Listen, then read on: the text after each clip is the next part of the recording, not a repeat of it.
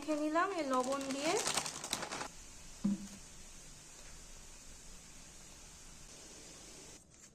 ময়দা মাখানো হয়ে গেছে, তেল দিলাম, একে একে মশলাগুলো দিয়ে দিলাম।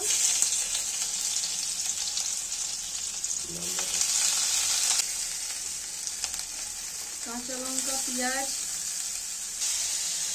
গাজর, বাঁধাকপি সমস্ত কিছু দিয়ে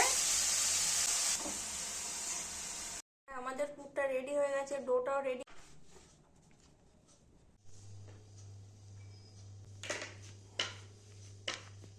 হয়ে গেছে। আর লবণ দিয়ে ফুটছে।